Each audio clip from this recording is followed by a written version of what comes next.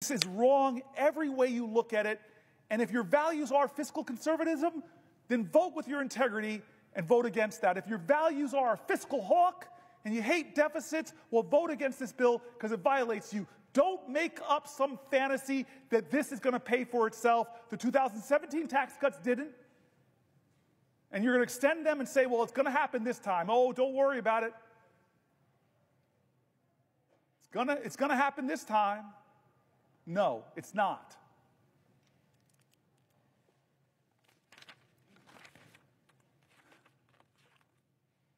Here's an article. Donald Trump built a national debt so big that it'll weigh down the economy for years. One of President Trump's lesser-known but profoundly damaging legacies will be the explosive rise in the national debt that occurred on his watch. The financial burden that he's inflicted on our government will wreak havoc for decades, saddling our kids and grandkids with debt. The national debt has risen by almost $7.8 trillion during Trump's term in office. That's nearly twice as much as what Americans owe in student loans, car loans, credit cards, and every other type of debt other than mortgages combined, according to the Federal Reserve Bank. It amounts to about $23,500 in new federal debt for every person in the country. Every person, $23,500. The growth in the annual deficit under Trump ranks as the third biggest increase relative to the size of the economy of any U.S. presidential administration, according to the calculation by a leading Washington budget maven, Eugene Sterleel, I'm pronouncing the name wrong, co-founder of the Urban Brookings tax policy. And unlike George W. Bush and Abraham Lincoln, who oversaw the larger relative increases in deficits, Trump did not launch 2 foreign conflicts or have to pay for a civil war. In peace times, he's number 3. Not the reason you want to be like Lincoln. Economists agree that we needed massive deficit spending during COVID-19 crisis to ward off an economic cataclysm. But federal finances under Trump had become dire even before the pandemic. That happened even though the economy was booming and unemployment was at historically low levels. By the Trump administration's own description, the pre-pandemic national debt level was already a crisis and, quote, a grave threat to our nation. The combination of Trump's 2017 tax cut and the lack of any serious spending restraint helped both the deficit and the debt soar. So when the once-in-a-lifetime viral disaster slammed our country and we threw more than $1 trillion into COVID-19-related stimulus, there was no longer any margin for error.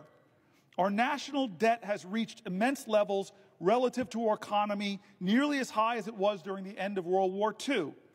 But unlike 75 years ago, the massive financial overhang from Medicare and Social Security will make it dramatically more difficult to dig ourselves out. Falling deeper into debt is the opposite of what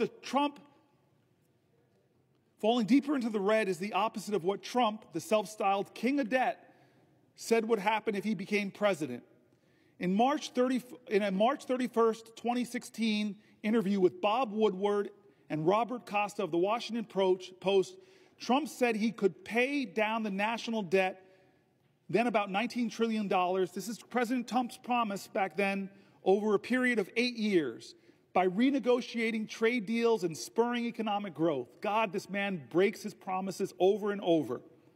After he took office, Trump predicted that economic growth created by his 2017 tax cut, combined with the proceeds from the tariffs he imposed in 2017 on a wide range of goods from numerous countries, would help eliminate the budget deficit and let the United States begin to pay down its debt. On July 17, 2018, he told Sean Hannity of Fox News, "We have $21 trillion in debt. When the 2017 tax cut really kicks in, we'll start paying off the debt like it's water." That's Trump on Fox News. Lying. 9 days later, he tweeted, quote, "Because of tariffs, we will be able to start paying down large amounts of the $21 trillion in debt that has been accumulated. much by the Obama administration. The guy can't help blaming Obama. That's not how it played out. Nothing he said came true. When Trump took office in January of 2017, the nonpartisan Congressional Budget Office was projecting that the federal deficit would be 2% to 3% of our gross domestic product during Trump's term. Instead, the deficit reached nearly 4% of gross domestic product in 2018 and 4.6% in 2019. There were multiple culprits. Trump's tax cuts, especially the sharp reduction in the corporate tax rate to 21% from 35%. Again, I was here, a lot of my colleagues were here. The big business groups were coming in asking for 25% from 35%. And Trump said, nah, you're asking me for 25, I'm going to give you 21%. Cut your taxes even more. It took a big bite out of federal revenue. The CBO estimated in 2018 that the tax cut would increase deficits by about $1.9 trillion over 11 years. Meanwhile, Trump's claim, I wish the author wrote Trump's lie, but he says Trump's claim that increased revenue from the tariffs would help eliminate or at least reduce our national debt hasn't panned out. Surprise, surprise. In 2018, Trump's administration began hiking tariffs on aluminum, steel, and many other products, launching what became a global trade war with China, the European Union, and other countries.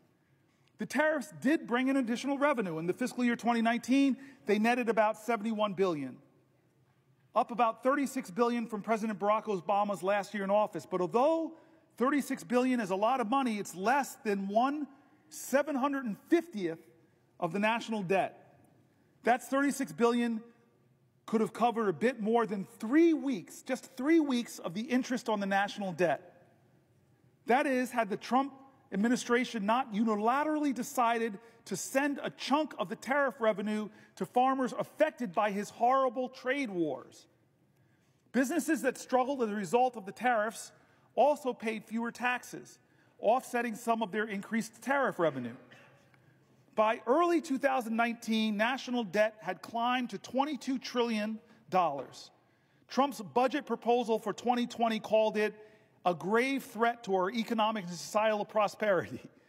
He called his own damage that, and asserted that the U.S. was experiencing a national debt crisis. However, the same budget proposal included substantial growth in the national debt. By the end of 2019, the debt had risen in our country to $23.2 trillion, and more federal officials were sounding the alarm. Not since World War II have we seen deficits during times of low unemployment that are as large as those that we project, nor in the past century has it experienced large deficits for as long as we project, said the CBO. Weeks later, COVID-19 erupted and made the financial situation far worse. As of December 31st, 2020, about a month left or 3 weeks left in his term, the national debt had jumped to $27.75 trillion, up 39% from the $19.95 trillion when Trump was sworn in. He increased our deficit by 39%. The government ended its 2020 fiscal year with a portion of the national debt owed to investors, the metric favored by the CBO, at around 100% of GDP. The CBO had predicted less than a year earlier that it would take until 2030 to reach that approximate level of a debt, but not under Donald Trump. Including the trillions owed to various governmental trust funds. Under his leadership, the total debt grew and grew and grew. It's now at about 130% of GDP. Where are the fiscal hawks? Normally, this is where you give Trump's versions of events, but we couldn't get anyone to give us Trump's side. Judd Deere, a White House spokesman, referred us to the Office of Management and Budget, which is a branch of the White House. OMB didn't respond to our requests. The Treasury directed us to comments made by the OMB director, Russell Vought, in October, in which he predicted that as the pandemic eases, the economic growth rebounds. The fiscal picture will improve, he said. The OMB blamed legislators for deficits when Trump submitted his proposed 2021 budget. Unfortunately, the Congress continues to reject any efforts to restrain spending. It ain't me, he's saying, it's them. Instead, they have greatly contributed to the continued ballooning of the federal deficits and debt, putting the nation's fiscal future at risk. Still, the deficit growth under Trump has been historic. The Tax Policy Center has said that a comparison of every American president using a metric called the primary deficit, they are saying Trump had the third biggest primary deficit growth, 5.2% of GDP. He's our biggest debt man.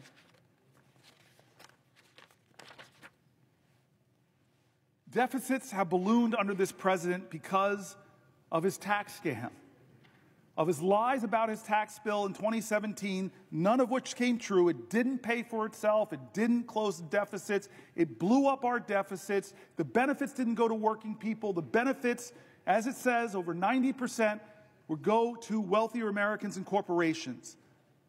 Even some Republicans have been calling out the hypocrisy. One of our colleagues, Rand Paul, in 2018, I can't, in all honesty, Rand Paul says, in all good faith, just look the other way because my party is now complicit in these deficits. The other thing is there's a huge hypocrisy factor. Republicans lambasted President Obama to no end for trillion-dollar deficits, and now they have to put forward a multi-trillion-dollar deficit.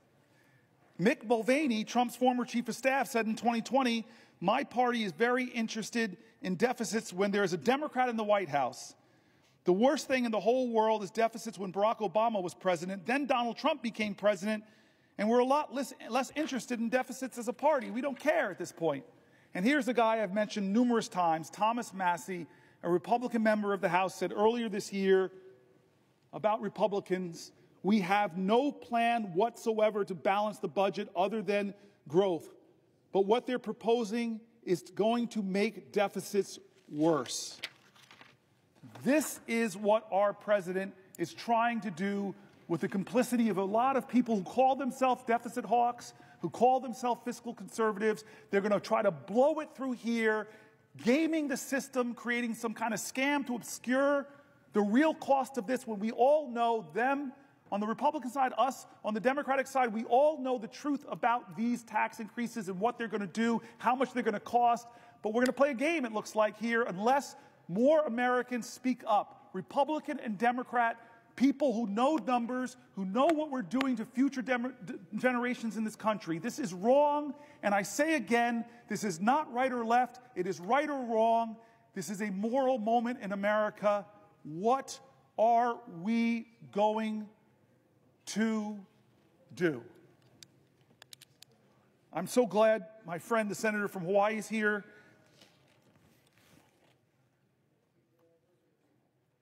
I try to keep M&Ms in my desk occasionally if she wants to partake of New Jersey's state product. The M&M was invented in Newark. Truth? Get great trivia here. I'm waiting for the senator from Hawaii, my dear friend, to ask me a question, because I have the floor. Will the senator yield to a question? I will yield for a question while retaining the floor. Okay. I'm glad you mentioned M&Ms. Both of us are lawyers, and I remember I got through the studying for the bar exam by eating mounds and mounds of M&Ms. So I thank you, the senator from New Jersey, for continuing to provide me with M&Ms. I want to thank you, Senator Booker, for standing here for hours on end to push back, to fight against this administration's lawlessness. And in fact, a reporter asked me today, do you think this is a good use by Senator Booker of his time to be on the floor to do this? And I said, anytime any of us gets up and use our voices to counter, to fight against the lawlessness of this administration, it is a good use of our time. So thank you, Senator Booker, for yielding to me and for standing up to the American people. And is it making a difference? Millions of people are watching you, Senator Booker. Millions have watched and are watching you. It's making a difference. So I want to ask you a question about the lawlessness of this administration. As you yourself said last night, quote, These are not normal times in our nation, end quote. In fact, these are the very words that I often use when I meet with anybody who comes to see me from Hawaii, individuals, organizations. I say, these are not normal times. So Donald Trump has made no secret of the fact that he fancies himself a king with total disregard for the rule of law. And from day one, he and his administration have taken one illegal action after another. On his first day in office, Donald Trump issued an executive order purporting to end birthright citizenship, a right protected in our Constitution for more than a century. Birthright citizenship. He tried to unilaterally freeze federal funding for everything from cancer research to disaster aid, funding that had already been appropriated by Congress and that the executive branch is required by law to spend. It is not as though it's up to the president to decide what programs he's going to release money for. Congress already made that determination. By law, he is supposed to expend these funds. But again, he thinks he's the king. He can do whatever he wants. So he's put a freeze on these funds. He's enabled Elon Musk, an unelected billionaire, the richest person in the world, whose only qualification is the more than $200 million he spent to get Trump elected, to run roughshod through our government. Together, they've attempted to shutter USAID and the Consumer Financial Protection Bureau, just for two examples. This Consumer Protection Bureau, which has returned more than $21 billion to consumers through its enforcement actions. $21 billion going to our consumers. And apparently King Trump can't stand that, and neither can Elon Musk. These are agencies that do critical work at home and abroad and represent just a minuscule part of the federal budget, but this doesn't stop either Trump or Musk from going after these programs. And Musk's so-called Doge team has gained access to sensitive databases and payment systems across our government containing the personal information of millions of Americans. So he has access to the Treasury Department database, all our Social Security numbers, our tax payments, all of that. He is running roughshod until stopped by a court on these databases. And they've done all this without any transparency or accountability whatsoever, meaning we still don't know the full extent of where Doge has been or what they've done. Trump has launched an all-out assault on our federal workforce. He attempted to fire tens of thousands. He actually fired them who are on probationary status overnight, and only for courts to order them, these thousands and thousands of federal employees in probationary status, to be reinstated weeks later. Talk about chaos. Talk about sowing fear. So now he's attempting to reclassify whole swaths of federal employees to strip them of civil service protections and, in some cases, eliminate their ability to bargain collectively. He fired Department of Justice and FBI officers for seemingly no other reason than their involvement in January 6 cases. Cases they were assigned to as rank-and-file officials, not as though these people at DOJ and FBI had a choice in the kind of cases they were going to be assigned. They were assigned January 6 cases, and the names of these people, there's some 6,000 FBI and DOJ employees who worked on January 6 cases, and there's a fear that those names would be disclosed. He's going after schools, from kindergartners to universities, as part of his war on diversity, equity, and inclusion.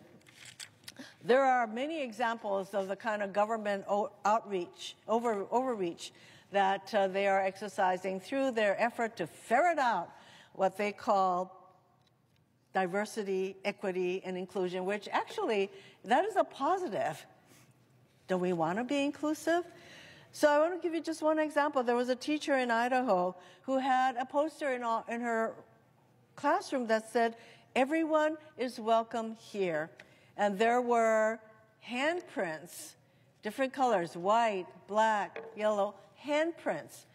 And she was told she had to take this poster down, and that if the handprints were all white handprints, she could have kept the poster up, but she was told she had to take this poster in her classroom that says, "Everyone is welcome here." She took it down at first, but she felt so bad about it that she put it back up, and then she was told by the powers that be at her school that she had a certain amount of time to take this poster down, and otherwise there will be disciplinary action. That is the kind of government overreach that is a hallmark of this administration.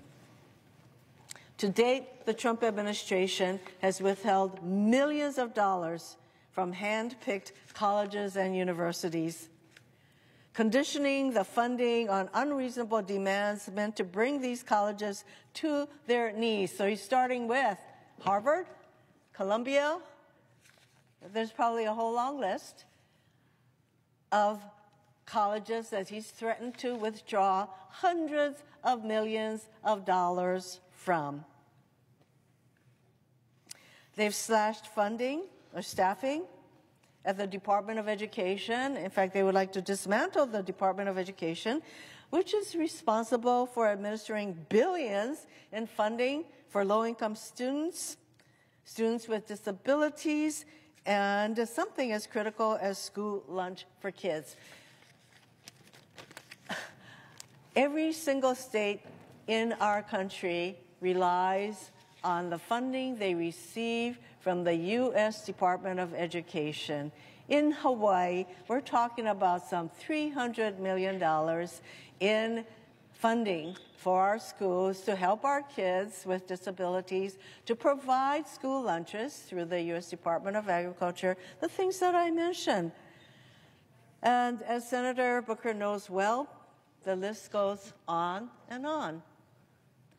This administration continues to abuse its power, acting with total disregard for the rule of law. And we have turned to the courts to stop these illegal acts. And now Republicans are calling to impeach these judges who are applying the law, who are doing what they're supposed to be doing, and not just giving Trump whatever results he wants, but these judges are now deemed open to impeachment. It's clear Trump and his cronies will keep on doing whatever they want, regardless of the Constitution or the law.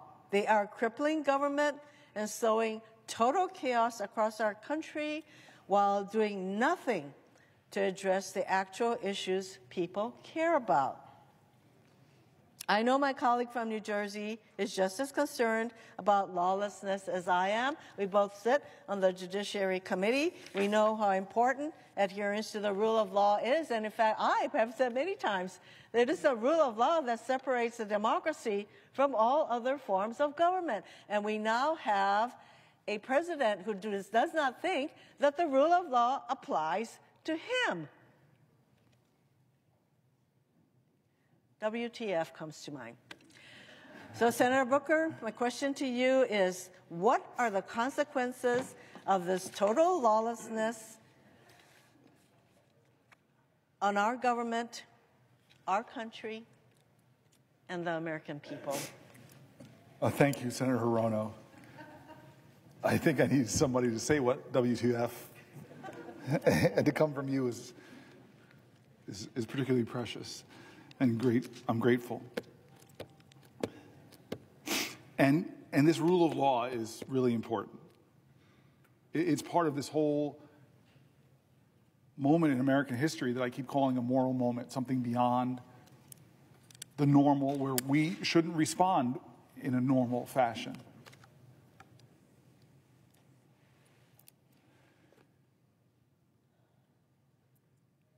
This is a moment where judges rule in his favor, and he praises them. They just don't rule for him. He drags them and threatens them, so much so that Chief Justice of the Supreme Court has to tell them to back up. When elected officials, speak up, many of them fear what the consequences would be for them or their reelection if they speak against him. Lawyers decline, possibly, to represent people because they're worried that this president has already showed that if you represent the wrong people or represent, God forbid, people against him, he's going to try to shut down your law firm in ways that are against the rules of law that this country believes in. Journalists and media organizations, they don't report in a way that he likes or confirm his arbitrary name changes of the Gulf of Mexico. There's a punishment that he dishes out to try to make them succumb to submission. State and local governments literally could get extorted for their funding if they don't carry out his demands. Schools and universities who are starving for dollars, trying to invest them in research and science that will propel humanity to new heights, well, they could get targeted by this president if you don't do what he says. It feels like his ultimate goal is to create a country where you cannot trust the outcome of elections that he loses, because he's going to tell you if he lost that election, it's the big lie. It's wrong. I won. I don't care what judge after judge, court after court says. I won. And if you don't believe me, if you don't say that the election I won, well, there'll be consequences for that too. This is a president who, even as we've read, people on both sides of the aisle, isn't respecting the Constitution, the separation of powers, isn't respecting the rights that we hold precious, isn't honoring what you call the rule of law. I want to go a little bit into this for a second. Let's talk about the separation of powers. There's many, many different cases right now. But we know that James Madison, the founding father who devised the basic framework of our Constitution, devoted some of the Federalist Papers to the ways the Constitution addresses the danger of concentrating too much power in one person or one branch of government. Written in 1788, Madison's words still have resonance today. This is what he wrote in Federalist 487. The accumulation of all powers, legislative, executive, and judiciary in the same hands, whether of one, a few, or many, and whether hereditary, self-appointed, or elective, may justly be pronounced the very definition of tyranny. And so what is this president trying to do? He's trying to jam any court decision that's not in his favor, and either the judge is corrupt and should be impeached, or he's just going to deny the ruling or not follow it. Madison explained that the Constitution set up the executive, legislative, and judiciary branches to be separate and distinct and equal and bound together by checks and balances. Quote, "It is agreed on all sides that the powers properly belonging to one of the branches ought not to be directly and completely administered by either of the other branches. It is equally evident that none of them ought to possess directly or indirectly an overruling influence over the others in the administration of their executive respective powers." That's Federalist 48. I'm nerdy enough to have a favorite Federalist paper. I'm going to read from my favorite one, Federalist 51. In order to lay a due foundation for the separate and distinct exercise of the different powers of government essential to the preservation of liberty, it is evident that each department should have a will of its own, so constituted that each should have as little agency as possible in the appointment of the members of the others. But the great security against a gradual concentration of the several powers in the same department consists in giving to those who administer each department the necessary constitutional means to resist the encroachments of the others. To resist the encroachments of the others. We're not doing that in the Senate or in the House. It may, Federalist 51 continues, it may be a reflection on human nature that such devices should be necessary to control the abuses of government. And here's the quote, folks. Here's the quote from our founders. If men were angels, no government would be necessary. If angels were to govern men, neither external nor internal controls on government would be necessary. But our president is no angel. In framing a government, this is 51 continuing, in framing a government which is to be administered by men over men, the great difficulty lies in this. You must first enable the government to control the government, and in the next place oblige it to control itself. They are talking about at great length, our founders, in the separation of powers and the checks and balances of these institutions, and yet for 72 days of this administration has the Congress, Article 1, the People's House, the Senate, the deliberative body, have we once held this president to account? The most powerful man in the world and the richest man in the world have taken a battle axe to the Veterans Association, a battle axe to the Department of Education, a battle axe to the only agency solely focused on protecting consumers against big banks and other factors that might abuse them, bringing it down. Congress established the Department of Education. Congress established the Consumer Finance Bureau. Congress. But the president doesn't care. He's going to push as hard as he can against the principles of our founders. And what will we do in this body? What will we do in the House of Representatives? Right now, the answer is nothing. Has Elon Musk, the unelected, un-Senate confirmed, billionaire #1 campaign contributor of Donald Trump, who has admitted he's made mistakes. Heck, his website, he keeps taking down the mistakes, keeps getting called out from them, fires people from the FAA, then begs them to come back, fires the people that protect us from nuclear accidents. Oh, wait, come back. Has we ever in the Senate or the House called him in for one oversight hearing to account for what he's doing, to address the fears of a nation? No. Separation of powers. Hey, we have hearings here all the time, but not Elon Musk. You know why? You know why I think why? Tell me I'm a conspiracy theorist. Because what Elon Musk is doing to some of my colleagues on the other side of the aisle is threatening them.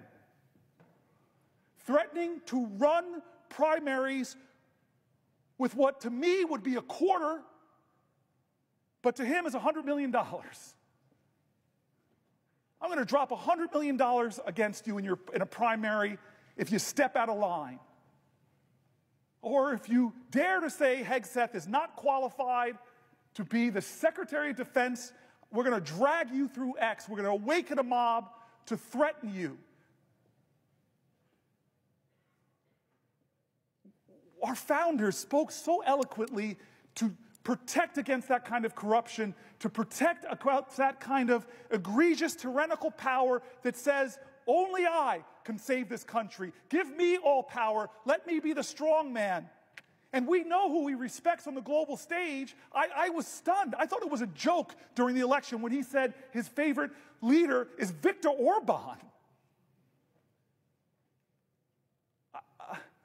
whose rollback democratic principles, whose concentrated power. I see, who does he choose to call a dictator? The man who is trying desperately to lead his country in defense against the authoritarian dictator and preserve his democracy? Or does he call the dictator a dictator? No. Simple test.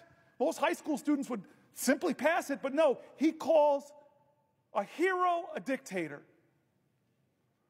Do we have any conversations about that in an informal capacity?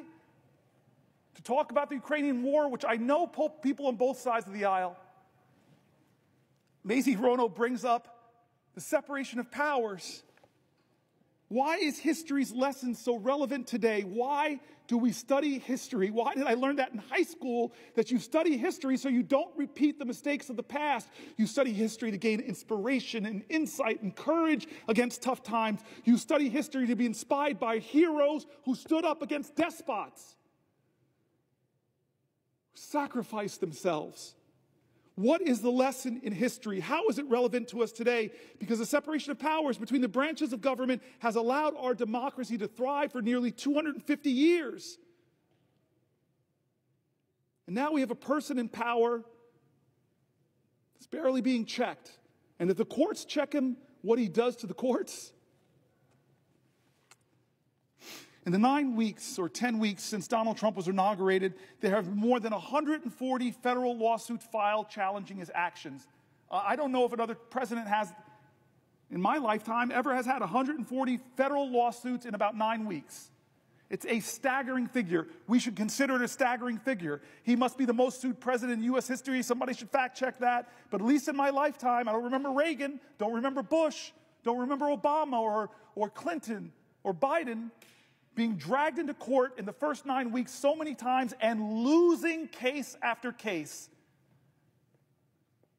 He may have a record for the most lawsuits filed by a president himself, because he's a guy that says he loves to sue folks. In support of the big lie, he did so many lawsuits and lost them all. The lawsuits against Trump and his administration are not frivolous. Federal judges appointed by Republican presidents and Democratic presidents alike have found Trump's executive actions illegal, temporarily pausing many of them too. Trump's executive actions and the outcomes of these lawsuits have a direct effect on Americans. These lawsuits challenge Trump. Here are some of the examples, folks. And I'm wondering where the American people stand on these lawsuits, not the people who are blindly loyal to him because they believe the lies that he so artfully, creatively, and convincingly tells, but just tell me, where do you stand on these issues? Attacks on veterans who have served our country in the military and civil services. Well, there are lawsuits challenging his right to attack our veterans.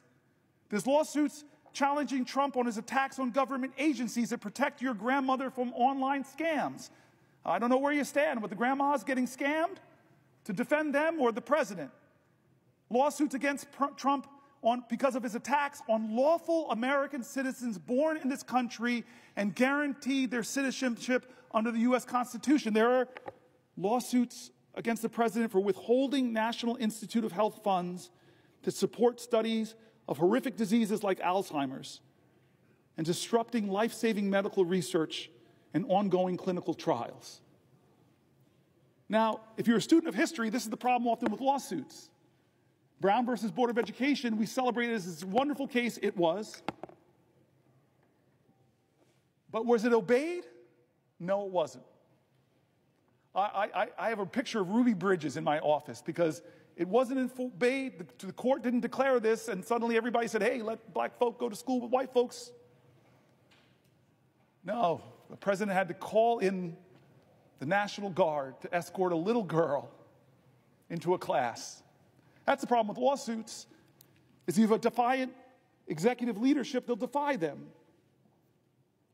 These, where you stand? Do you stand with veterans? Do you stand with your grandmothers against online scams? Do you stand with American citizens born in this country? Do you stand with withholding National Institute of Health funding? It's clearly that. We know the majority of Americans are with that. But people are having to bring him to court to fight on these issues. So many cases being done. So many cases I have here before me. So many cases. I could read them all, but you all know many of them. They're done in the press as he pushes, as Elon Musk push. They push the bounds of the authorities of the Constitution of the United States, and people are bringing lawsuits. But that is not enough. Martin Luther King didn't step down because of Thurgood Marshall's legal work. John Lewis didn't step down. Ella Baker didn't stop. Abraham Joshua Heschel didn't stop. The great Rabbi Joachim Prince didn't stop. The people of the United States of America more powerful than courts, the people of the United States of America, more powerful than the Constitution. I just said something controversial, so let me defend myself. I believe in the people. I believe in the words of the great learned hand. He said the like of what I just said, so let me read somebody far greater, far more vaunted than this senator from New Jersey. Learned Hand serves as a federal judge from 1909 to 1951. He was nicknamed the 10th Justice of the Supreme Court for his many influential decisions. And he wrote this speech about our Constitution, about our liberties, about the tyrants in every generation who have tried to subvert our democracy. Some of them from this body, like the Red Scare that had so many Americans being unjustly fired, unjustly deported, unjustly jailed, that infringed on freedom of speech, freedom of expression. I'm sorry, every generation of Americans have seen demagogues rise to try to undermine what American stands for. And Learned Hand knew that. He had so much wisdom about our Constitution. We are gathered here to affirm a faith in a common purpose, a common conviction, a common devotion. Some of us have chosen America as the land of our adoption. The rest have come from those who did the same. For this reason, we have some right to consider ourselves a picked group, a group of those who had the courage to break from the past and brave the dangers and the loneliness of a strange land. What was the object that so nerved us, or those who went before us, to this choice? We sought liberty, freedom from oppression, freedom from want, freedom to be ourselves. This is what we sought. This we now believe that we are by way of winning. What do we mean when we say that first of all we seek liberty? I often wonder whether we do not rest our hopes too much upon constitutions, upon laws, and upon our courts. These are false hopes. Believe me, these are false hopes. Liberty lies in the hearts of men and women. When it dies there, no constitution, no law, no court can save it. No constitution, no law, no court can even do much to help it. While it lies in our hearts, there it needs no constitution, no law, no court. And what is this liberty which must lie in the hearts of men and women? Please, please, please listen to what he writes next. What is this liberty which must lie in the hearts of us Americans? This is what he says next. It is not the ruthless, the unbridled will. It is not freedom to do as one likes. That is the denial of liberty and leads straight to its overthrow. A society in which men recognize no check upon their freedom soon becomes a society where freedom is a possession of only a savage few, as we have learned in this country to our sorrow. What then is the spirit of liberty? I cannot define it. I can only tell you my own faith.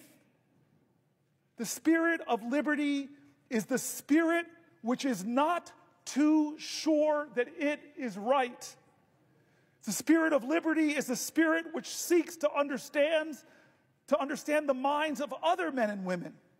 The spirit of liberty is a spirit which weighs their interest alongside its own without bias. The spirit of liberty remembers that not even a sparrow falls to earth unheeded. The spirit of liberty is the spirit of him who, near 2,000 years ago, taught mankind that lesson it has never learned, but has never quite yet forgotten, that there may be a kingdom where the last shall be heard and considered side by side with the greatest. And now, in the spirit of that great America for which our young men are at this moment fighting and dying, in that spirit of a liberty and America, I ask you to rise and say with me the pledge of our faith in the glorious destiny of our beloved country. I now ask you to raise your hands and repeat after me this pledge. And he says, the Pledge of Allegiance.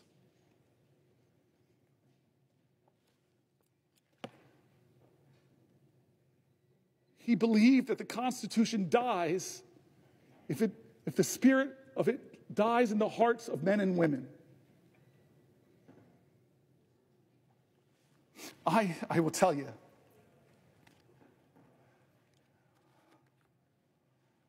this Constitution has saved my life. It made my life because people marched to make real on the promise of our democracy. People bled to make real on this democracy. When some people told us that this Constitution didn't apply for us, this body, Republicans in America stood up and said, no, President Johnson, we're going to do amendments. We saw the 13th Amendment, the 14th Amendment, the 15th Amendment would guarantee my ancestors finally full citizenship in the United States of America and the protections of the Constitution. I am here in this body because of past generations that fought to uphold the Constitution, not because the Constitution was real to them, but because they brought reality and hope and love and promise to the Constitution. They were Americans that said, like Langston Hughes, America never was America to me, but I swear this oath, America will be. They loved this country so much even when it didn't love them back. I am here because of that. I'm the fourth black person popularly elected to this body because of generations that believed so much in this document that they were going to make it real. It lived in them. I quoted earlier today. It's worth quoting her again. The great Margaret Chase Smith, a U.S. Senator from Maine, a Republican, in her famous Declaration of Conscience speech, delivered on June 1st, 1950. Thank you, my good senator friend Whitehouse, because Lord knows I would have slipped and fallen on my tuchus and have ended this long filibuster because I fell to the floor. That's what you mean when the brother has your back. What did this Republican say in a time of tyranny in her times, in a time where the Constitution stopped living in people's hearts, where people believed that whipped up fears of others by demagogues, where people believed the fear that they heard again and again on the radio, that we should fear other Americans, when people believed their fear justified them inhibiting the greatness of the Constitution. What's that old saying from one of our great leaders of the past? If you're willing to give up your liberty in order to ensure your security, you will lose them both. And so here was this courageous Republican who, in a time that demagogues were whipping up fear, where First Amendment rights were being trampled, where people were being intimidated into silence, where people were afraid to go up against the big and the powerful and the rich, where people were being deported from our country, where Jews were being deported and accused of being communists as justification to take them out of the country because they didn't have permanent legal status. Yeah, that's our history. What did she stand up and say in the Senate? This Republican putting her own career at risk to call out Senator McCarthy. She said, I don't believe the Republican Party is in any sense a party of fear. I do believe that the Republican Party has made an alliance, though, with the four horsemen of fear. The fear of communists, the fear of labor unions, the fear of the future, and the fear of progress. There are people fear-mongering now. There are people trying to tell Americans to hate Americans, either with the great dear leader or you're a danger and an enemy. And it's not just Democrats that are being drugged. There are being other Republicans. I saw it happen. I saw it happen to one of our vice president's daughters, a congresswoman. I saw it happen to colleagues of mine like Jeff Flake,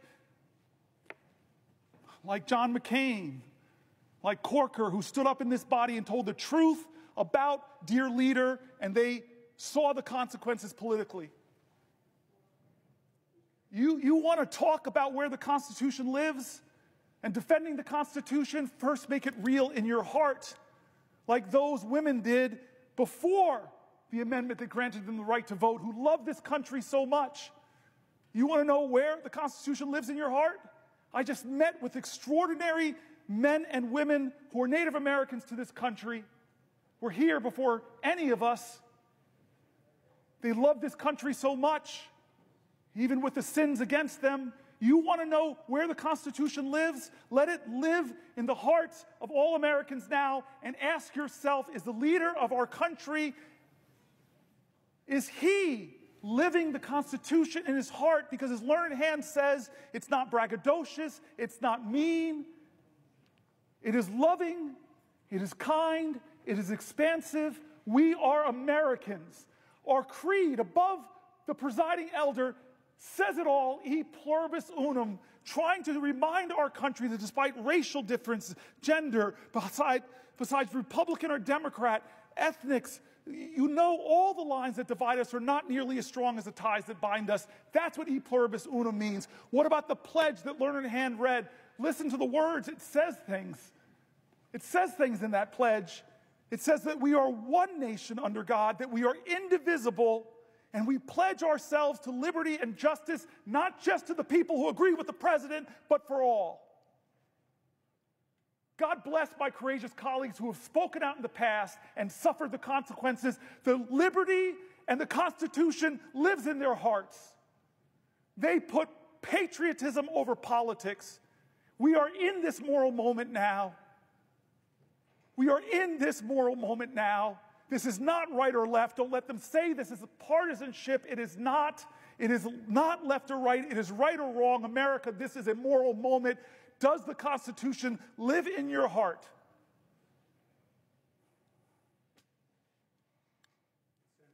A question. Before I yield, I love this power trip. It's the only time in 13 years I've really felt this power. I don't have to let my colleagues speak. And I, first amongst us all, really love to speak. I just want to say thank you to Chris Murphy. I repeated this 10, 15 hours ago, but I just want to tell the story, and then I'll let you go, Chris. 9 years ago on this floor, after the Pulse shooting, we called Chuck Schumer, Chris and I saw a moment, he saw a moment that we couldn't do business as usual. We just said, how can you have this mass shooting, yet another mass shooting, and this body just go on as business as usual? It's why I'm standing here right now.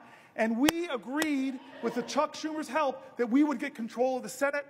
And Chris Murphy went down to that desk, and I promised him, I'll be with you, I'll stand with you, I won't sit down, we'll go as long as we possibly can. And he began a filibuster 9 years ago, and it lasted 15 hours, and he still had fuel in the tank. I know he did. I was a hurting guy. I told you my back was hurting, my feet were hurting. But we had a direct end when Mitch McConnell agreed to give us votes on common sense gun safety, which I think every American, most gun owners agree on, just universal background checks.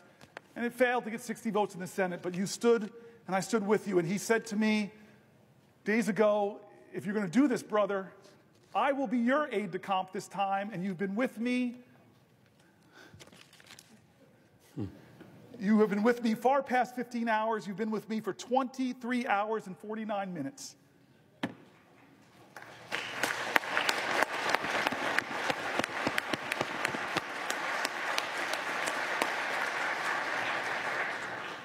Although my cousin Pam in the gallery, she's been here the same amount of time. All right, so I'm going to yield my power. It's not going to go to my head. This is why we need separation of powers, checks on men, because men are not angels. I yield for a question while retaining the floor. Senator Booker, it has been a wonder to be with you on the floor these last 24 hours. You indeed did something extraordinary and performed a sympathy filibuster with me 9 years ago, where, as I stood at that desk for 15 hours, you stood on the Senate floor. You didn't need to, but you did in solidarity. I have been with you for the last 24 hours, but I've sat for most of it. You've done the hard work. You are an extraordinary senator. You are an extraordinary American. And I think I can say on behalf of everyone in this chamber and many people in the gallery, you are an extraordinary friend. And so I think all of us feel privileged to be here with you at this moment of peril, this moment of danger, this moment of opportunity for the nation, but also this moment of history. On August 20, took this floor, and he took the floor with the intent of trying to block the 1957 Civil Rights Bill. This was the most significant, really the only civil rights bill that had been before the United States Senate in 90 years. Most famously, about 10 years before, when he was running for president as a Dixiecrat, he had said, "There's not enough troops in the Army to force the Southern people to break down segregation and admit the Negro race into our theaters, into our swimming pools, into our homes, and into our churches."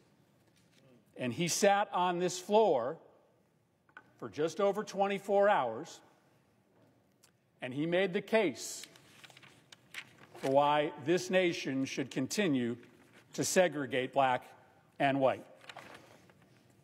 He started, in fact, by reading every single state's voting rights laws. Every single state's laws he read into the record, apparently as proof that every state adequately protected all of its voters and that no additional laws were necessary. He had friends in his cause to preserve segregation that came down to the floor and asked him long questions to give him breathers. At the end of that 24 hours, at around 9 p.m. the following night, he could go no longer. His final words in his 24-hour record-breaking filibuster were, "I expect to vote against the bill." But within hours, the bill passed. It became law. It established the Office of Civil Rights at the Department of Justice. It was not nearly enough, but it broke 90 years of inaction. What you have done here today, Senator Booker, couldn't be more different than what occurred on this floor in 1957. Strom Thurmond was standing in the way of inevitable progress towards equal political and economic rights for black Americans. It was inevitable only because the people of this nation were standing up at that moment, the beginning of the civil rights movement, to make clear that progress was inevitable. And I say that that moment is so different from this moment because today you are standing in the way not of progress, but of retreat. You are standing in the way of retreat from the rule of law, retreat from our commitment to provide care to the most vulnerable, retreat from our common cause, at least we used to be in common cause, that we would have zero tolerance from corruption at the highest levels of government. And you have recognized rightly that this multifaceted retreat from everything that makes this country so special, and the speed of that retreat over the last 71 days, it is an exceptional moment. You've said that word over and over again. It is not normal what this administration has been doing to rob from us the values that used to unite left and right in this nation. And so you made this bold decision to engage in an exceptional tactic, to declare 24 hours ago that you were going to stand on this floor for as long as you could to try to raise the specter of failure in our fight against this retreat for our colleagues and for the American public. The exceptional nature we have heard so eloquently from you over the course of the last 24 hours, the massive transfer of wealth in this reconciliation bill from the poor and the middle class to the wealthy, the industrial scale harassment of journalists, of universities, of law firms, the destruction of the independence of the Department of Justice, the destruction of the American knowledge economy and the research economy, the use of the White House in violation of the Constitution to make those in power richer. You have laid out the case. And it's funny, I remember this from 9 years ago. When you're sitting in your spot, you haven't moved in 24 hours, you have no idea what's happening outside of this building. You don't actually know how many people in this country have engaged in the conversation that you started 24 hours ago.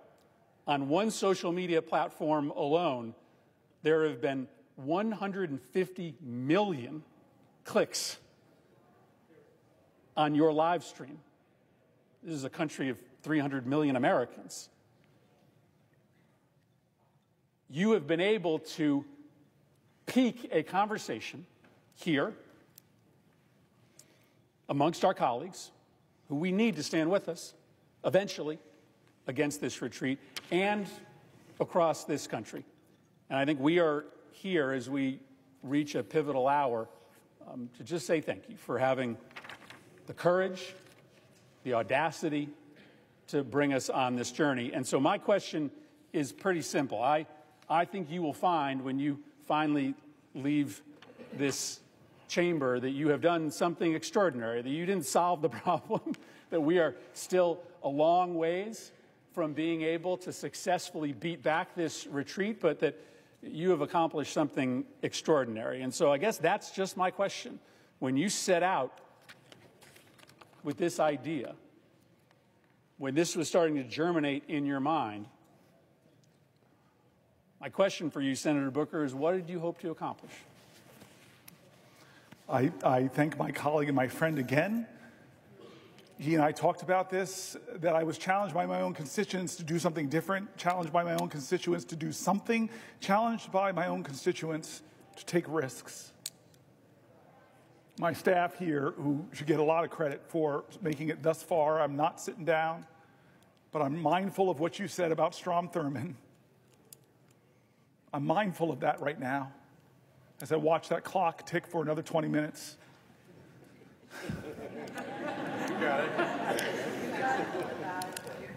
I'm grateful for my staff. I'm grateful for the parliamentarians, the clerks. I'm grateful for the Republican presiding officers. I don't know if I want to out Curtis on the note that the good senator on the presiding officer, forgive me, on the note he sent me, but this is the kind of specialness in this place that I love. I want to tell a few connecting stories. I think some of my colleagues know a few of these, but I want to explain why I started this whole 24 hours talking about John Lewis and good trouble. 60 years ago, when he was on the Edmund-Pettus Bridge, he shook New Jersey as he shook the nation. When Bloody Sunday happened, there was a white guy on a couch in New Jersey who was watching TV and was so shaken. This lawyer said, I got to go to Alabama. He realized he couldn't afford a plane ticket. So this man slumped back down on his couch, and then he said, at a moral moment in America, I'm not going to let my inability to do everything undermine my determination to do something different. And he got up and said, okay, it was a meager calculation, but it was different. I can afford 1 hour a month of pro bono work. And he called around and he found this woman named Lee Porter, who was heading up an organization called the Fair Housing Council, and said, can you use a lawyer? And she's like, hallelujah, thank you, Jesus. Yeah, we need some help. And they worked together and they designed a sting operation where they would send black families in areas of New Jersey that would not sell homes to black people, where usually the best public schools were. And if they were told the house was sold, they'd send a white couple behind them to expose that the house was still for sale and expose all of this. Well, they had a lot of success getting things written about the severe housing discrimination in my state. And he said that after about 4 years, I got this case file of a black family trying to move to New Jersey, and they were frustrated because every time they look at homes in the places, the best public schools, which happen to be white communities, they said they couldn't find a home. So they did the sting operation. They sent the black couple in. They were told this incredible house was not for sale. They loved the house. So when the white couple went, they just threw in a bid to see if it would be accepted. The bid was accepted. Papers were drawn up on the day of the closing. The white couple did not show up. The black man did. Lawyer Marty Friedman marched in, confronted the real estate agent. You would think 1969, a year after the Fair Housing Act, that he would capitulate, but he didn't. This lawyer gets up so angry, this real estate agent gets up so angry, he punches the lawyer in the face and sings a Doberman pinscher on the black guy. They get out of there shaken up, and they start writing letters back and forth. The good owners of the home found out what was going on. They were so aghast. They said, let us sell the house directly to the black family. The black family moved in. And 43 years later, the baby from that family became the 4th popularly elected black senator in our country, me. Now, I tell that story because I started with John Lewis 24 hours ago, and it was John Lewis and a bunch of marchers on a bridge that influenced the destiny of my life and my family's life. We're all interconnected. As King says, we're all caught in an inescapable network of mutuality, tied in that common garment of destiny. But I want to tell you the second time John Lewis shook up my life. I was mayor of the city of Newark, and I got called to be on a TV show. I got called by a guy named Skip Gates, who I love, admire, and he calls me and he jazzes me up. He fills my ego. He just flatters me. Hey, I got this show called Finding Your Roots, Cory Booker, and you're a rising star. You're this hot shot. We should feature you in this. And I'm like, oh, great. Oh, don't say that, Skip. But okay, yeah, of course. And then I said, okay, well, who are you going to pair me with? And I thought it was going to be another young hotshot, up-and-coming politician in America. No, he goes, I'm going to pair you with John Lewis. And my heart sank a little bit. Actually, maybe it was my ego that sank. My heart got excited because I know how these shows start. They start with biographies. And so imagine the show starting. John Lewis, hero of the civil rights movement, literally bled the southern soil red for freedom and justice. And then it goes to my biography. Cory Booker, riding his big wheel in suburban New Jersey. The show was unbelievable, mountain and boy. But I got to meet John Lewis. I got to tell him that story, that he changed my life, and I didn't even know it. On a bridge in Alabama, changed the course of events in New Jersey that led to me. Third take on John Lewis. My colleagues know I got here in a special election in 2013. What all my colleagues might not know is I came here with a broken heart. My mom and I came here with a broken heart because I was elected in October, sworn in October, but also in October, my dad died of Parkinson's. That's why I got choked up reading these letters from people with Parkinson's. And so we came down here, we were grieving. My dad was not with us. My mom lost her husband of nearly 50 years, and I'm going to get sworn in. It's a big event, but my parents and my campaign decided, you know what we should do?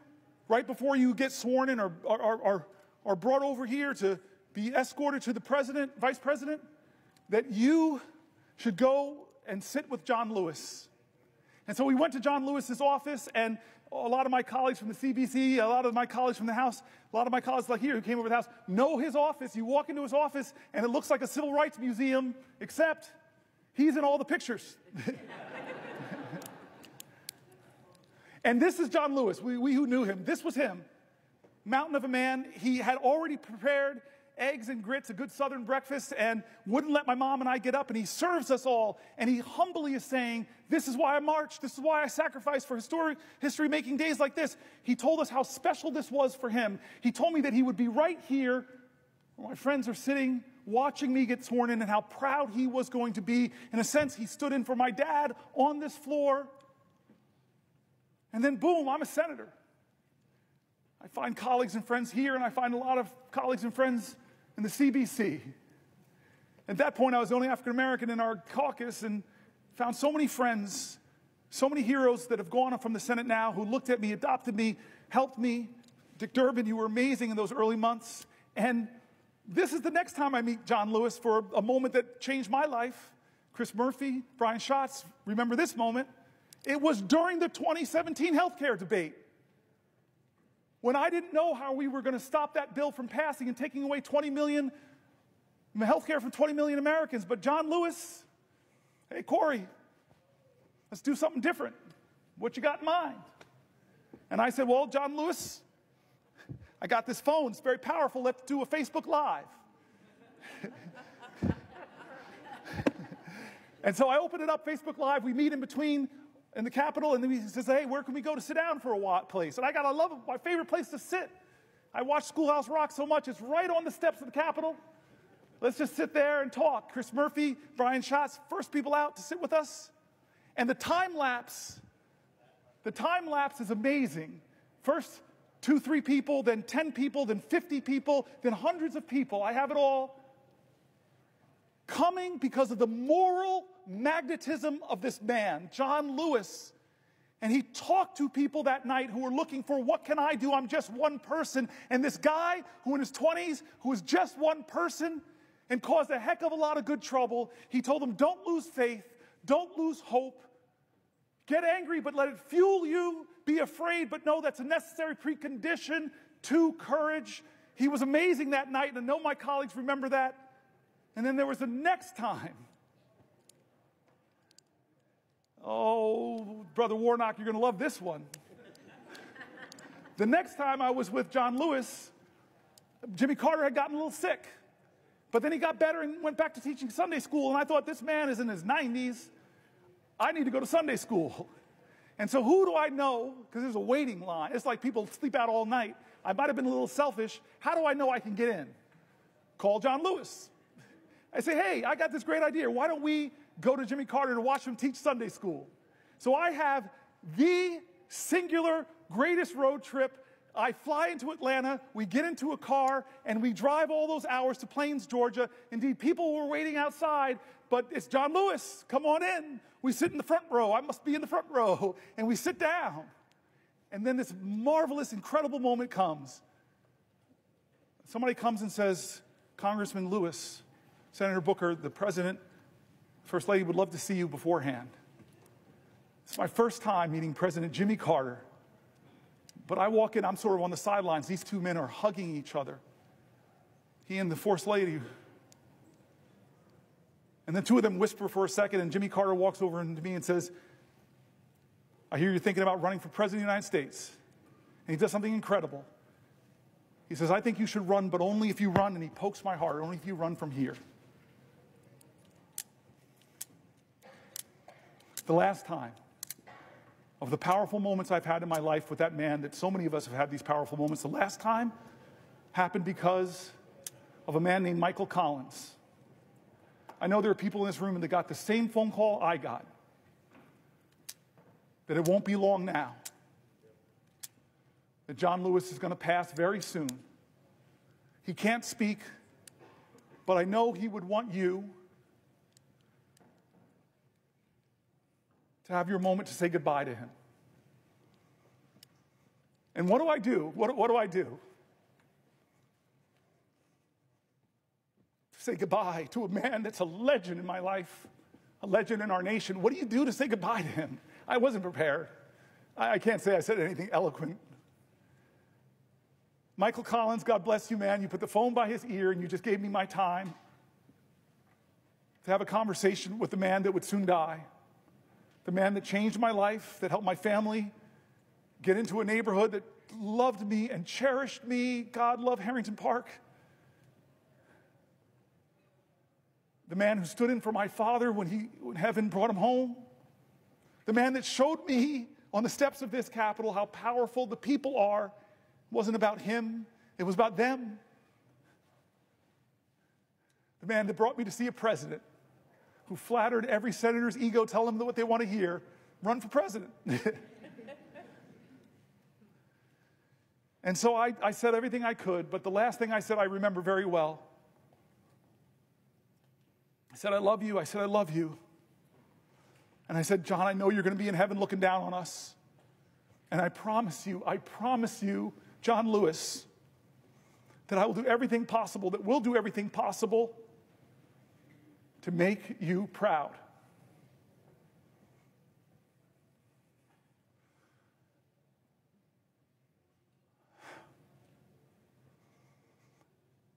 The civil rights generation is starting to be called home. Leaders are leaving us. We in the CBC have lost a lot of greats. And I can't remember forget the promise I made to John Lewis, with all that he gave me, with all that he gave his country, that I said we would make him proud. And so this is one of those moments that John Lewis, he would not be sitting still. He would be calling me up and say, you still got that Facebook thing? I go, no, I don't really use Facebook anymore. But there's a thing called TikTok, or I don't know what John Lewis would say right now. I know what he said in 2017, but I'll be honest with you, I don't know what he would say. But John Lewis would say something. He would do something. He wouldn't treat this moral moment like it was normal. John Lewis knew what King said, that what we have to repent for, all of us here will have to repent for, is not just the vitriolic words and violent actions of so-called bad people. What we will have to repent for in our day and age is the appalling silence and the inaction of good people. This is our moral moment. This is when the most precious ideas of our country are being tested, where the Constitution, and the question is being called, where does the Constitution live? On paper or in our hearts? This is the moment. Generations get them. We're on a crossroads here, folks. Healthcare is on the balance. Veterans are on the balance. Priorities are on the balance. Where's our priorities, America? More tax cuts disproportionately going to the wealthy? Greater budget deficits in the trillions and trillions of dollars? Or are we going to do something different like John Lewis would call us to do?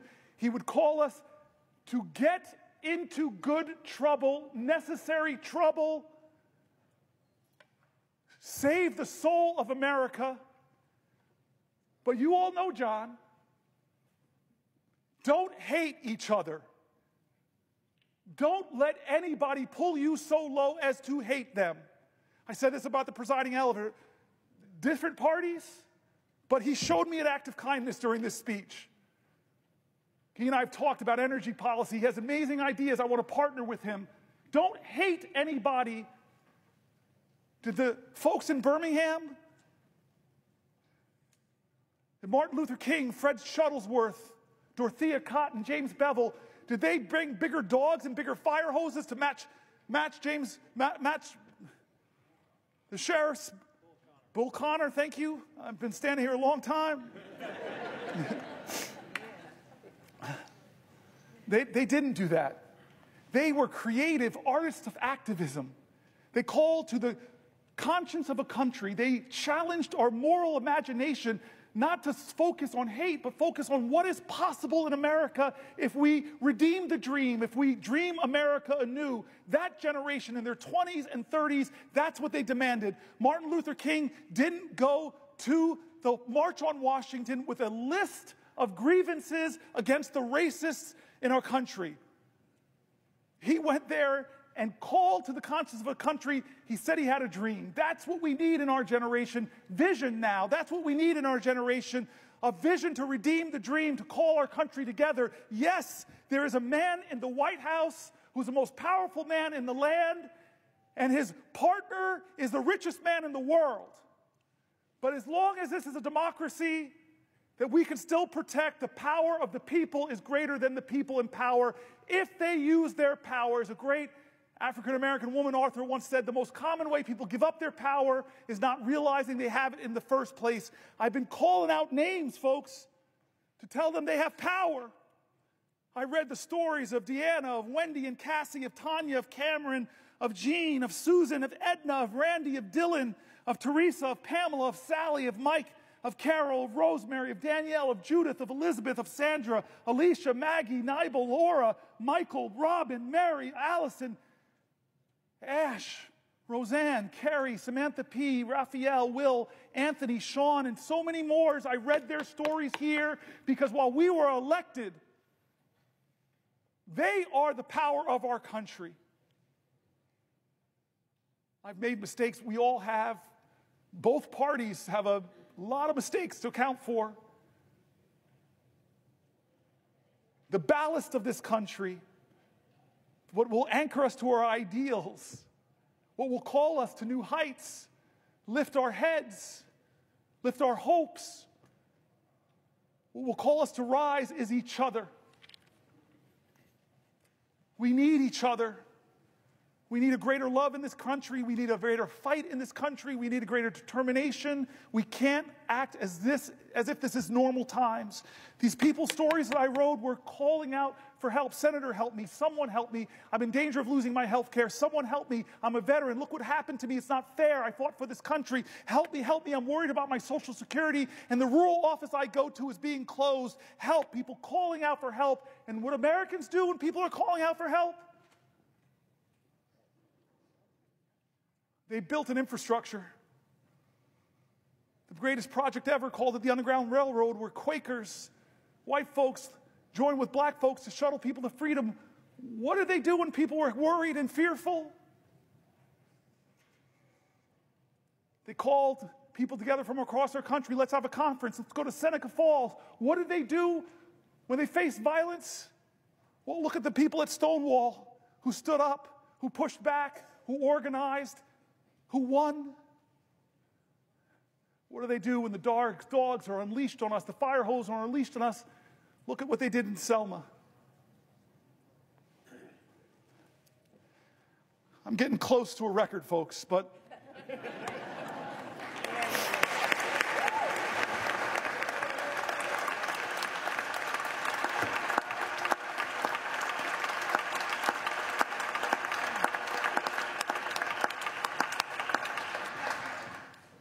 there's a room here in the Senate named after Strom Thurmond.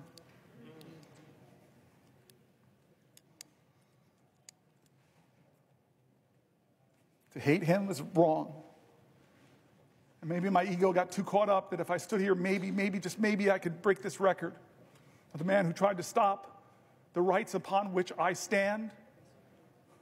I'm not here, though, because of his speech. I'm here despite his speech. I'm here because as powerful as he was, the people were more powerful.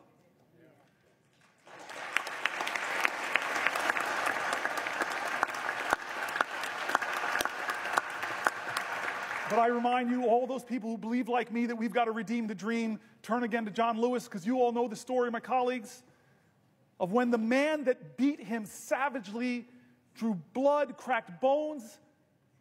Decades later, he was a congressman. That man brought his grandson with him to ask for forgiveness from John Lewis. I heard about this story when I was in the car in Georgia with him. What did you do, John? This man that so viciously beat you, wounded you, bruised you, battered you. What did you do when he came to ask you for forgiveness? What did you do? And a good Christian man of faith, simply said, every one of us needs mercy. Every one of us needs redemption. I forgave him. I hugged him. We wept. And I looked at the boy. This nation needs you too.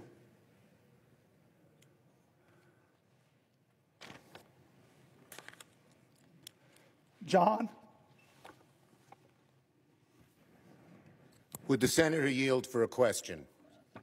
Chuck Schumer, it's the only time in my life I can tell you no. I just want to tell you a question. Do you know you have just broken the record? Do you know how proud this caucus is of you? Do you know how proud America is of you?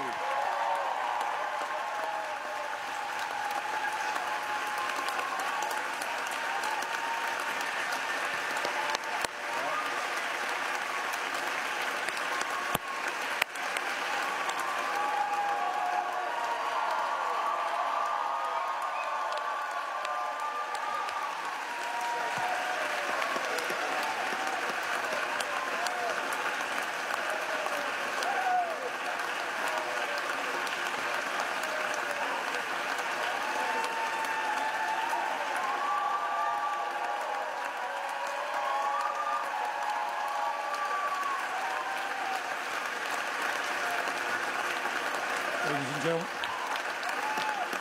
Ladies and gentlemen. Ladies and gentlemen. Ladies and gentlemen.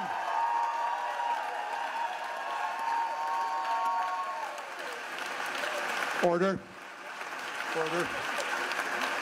The chair does not wish to take away from this moment, but I think the best way to honor this great accomplishment to our guests in the gallery, to make a rare exception and let you stand to show your appreciation, I will not constrain my fellow senators.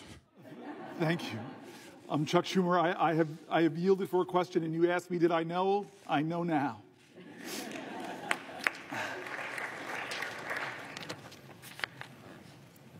I want to not quite wrap this up yet. I don't want to wrap this up yet. My mom's senator. My mom's been watching. I know Catherine Cortez Masto has a podium in front of her. She can give me a rest. I'd like to go a little further if we can, just a little further. I love, and again, I know people are trying to train each other, and all of our media operations, they give the worst images of the people of the other party. But I want to tell you, one of the funny tweets my staff gave me is something Ted Cruz said. Is he's around 19-20 hours, he said, maybe I should pull a fire alarm. He's going to break my record.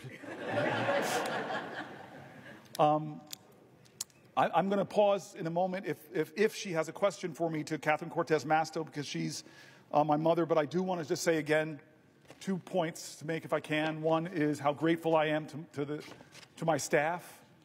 When we decided to do this many days ago,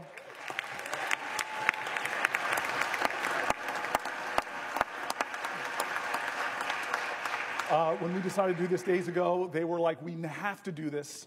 And we started preparing and working on this, and they did an extraordinary job. They were with me late nights, writing. I just feel guilty because they wrote about 10 books, and we didn't use all of them. They were really substantive stuff, pulling from Republicans and Democrats in critique of this moment, pulling from Democrats and Republicans, Republican governors that were saying, do not cut Medicaid. States that know, as my colleagues do, that have a trigger, that if the Medicaid funding goes below 90%, they stop the Medicaid expansion. My staff really worked hard to not make this just Democratic voices, to make it people in our country, that Republicans and Democrats, you heard mentioned in the speech, the Cato Institute, the Manhattan Institute, all people who are honest arbiters and are saying that what Trump is doing is wrong, that a budget like this that blows massive holes in our deficit, it will be something our children are trying to pay for. And what are they ultimately paying for that's caused this big deficit? It's trillions of dollars of tax cuts that people like Doge, multi-billionaire Musk will benefit from, but children won't. They did such a good job bringing together authorities on both sides of the aisle. I just want to thank them. I want to thank my cousin Pam and my family. Cousin Pam, like Chris Murphy, was here for the whole time. I want to thank Chris Murphy again.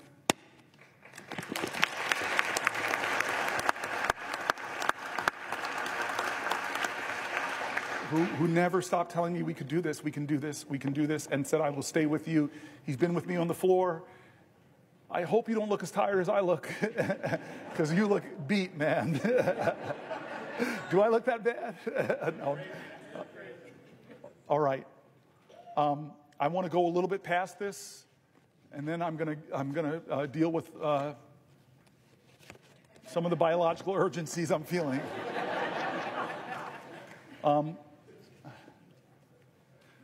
But I'm going to wait here because I have the power, I have the floor. Somebody has to ask me, perhaps from my mom's state, the way that's supposed to work. So will the good senator from New Jersey yield for a question? My mom would be so upset with me, my Aunt Marilyn, my Uncle Butch, my Aunt Shirley, all the people that are your constituents, not mine. They would be upset with me if I didn't yield to you for a question while retaining the floor. Well, first of all, Senator Booker, I have to say, we in Nevada are so proud of you. We are proud to be Nevada Strong. You are one of us. You are definitely New Jersey, Nevada Strong, and so proud of what you have accomplished so far, and willing to stay here as long as it takes to help you get your message across. And I think that's the important moment. We are all here right now. So I want I want to pose a question to you, actually a couple questions, but I want to start off and set the stage here, because you have been here now, for over 24 hours. You are missing some of the national news, things that are happening out there. But one of the things I want to point to that is happening that you may not be aware of, and you've touched on it a little earlier today, is this notion that we have now a president who is actually focused on billionaires and tax cuts for billionaires at the expense of the American public. And one of the things we have watched him do is cut funding for medical research. Now, what you may not know is just today I found out that HHS laid off the entire healthy aging branch of the CDC just today. This office administers Alzheimer's disease programs. Yes. And it oversees the funding from the Bold Infrastructure for Alzheimer's Act, and it is a piece of legislation that I was so proud to partner with Susan Collins on. And she has fought for, and we have fought for, funding for it to support caregivers and their families. And Congress just reauthorized this funding. And now we have a president that has stopped the critical work that scientists are doing to try and cure Alzheimer's. And I bring this to your attention, Senator, because like you, and I think like all of us, there are personal moments in the work that we do. My personal moment is my grandmother, who I'm named after, died from Alzheimer's. And she died at a time in Las Vegas when there was not enough research, when there was not enough health care, when there were really not enough providers to understand what was going on. And so for many of us, this fight, not only is it personal, but we recognize the impact that it has outside the Beltway in so many families and lives across the country. And that's what this is about. In Nevada, as of 2023, there are 49,000 people, 65 and older, are living with Alzheimer's. And that's projected to reach 65,000 this year. Not only did we hear that HHS laid off the entire healthy aging branch of the CDC, but Donald Trump also recently terminated a $14,000 NIH research grant that had been supporting Alzheimer's research at the University of Nevada, Las Vegas. And he's continued to cut the grant for essential research for so many reasons. We've seen these funding cuts, we've seen mass layoffs, and the impoundment of grants that have already been approved by Congress. This is a violation of the rule of law, and you have been talking about that for the last couple of hours. President Trump is forgetting that this is personal. It is happening to so many families. So my question, Senator Booker, to you is, what do you think families and caregivers of those impacted by Alzheimer's, how they are feeling about what is happening right now? So this bothers me for two reasons, and the first you've already mentioned is this is the points of bipartisan work that we do. I talked about Chris Murphy and the bipartisan gun bill that lots of people here worked on with Senator Cornyn and others, and how upset my state is that some of that community violence intervention money that I worked so hard to get in that bill is being clawed back by a president. There are people in this room, I know so many of you, and I know on the other side, that have done such great work to work with our colleagues to find common ground and get really important programs passed that bring resources to families. And it's being clawed back by a president, not with consultation, not with a hearing, not with a discussion of even why you would target Alzheimer's research. That is a violation of the separation of powers. And I wish my Republican colleagues would hold more hearings about that. These are programs that they like. I saw that with USAID. I worked with Marco Rubio on some of that programs and those investments that are now been cut and clawed back. So it's a separation of powers issues. It's an offense to the common goals that we share in this community of leaders. But the second reason it bothers me is an article I read hours ago by Fareed Zakaria. And he talked about what's happening to a nation that cuts so dramatically what is one of the best taxpayer investment dollars in biomedical sciences. If you're an investor, and I told you there's an investment that every dollar you invest, you would get $5 back for your economy, folks would be investing in that vehicle. Well, that's NIH funding. Every dollar you invest, who would cut a profit center? It's not just a profit center, though. The outcomes, the discoveries, could change the lives of people who are suffering in your nation and around the world. But he's attacking them. I read all these universities from around the country. This shows you how magnanimous I'm trying to be. I even read stories from USC. I'm sorry, rival.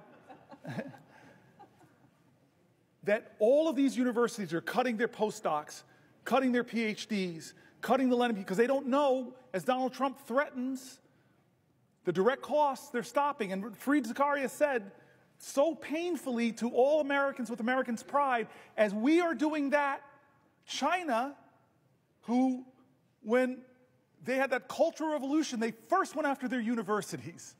Now, modern China, their government is doing the opposite. They're trying to out-America us.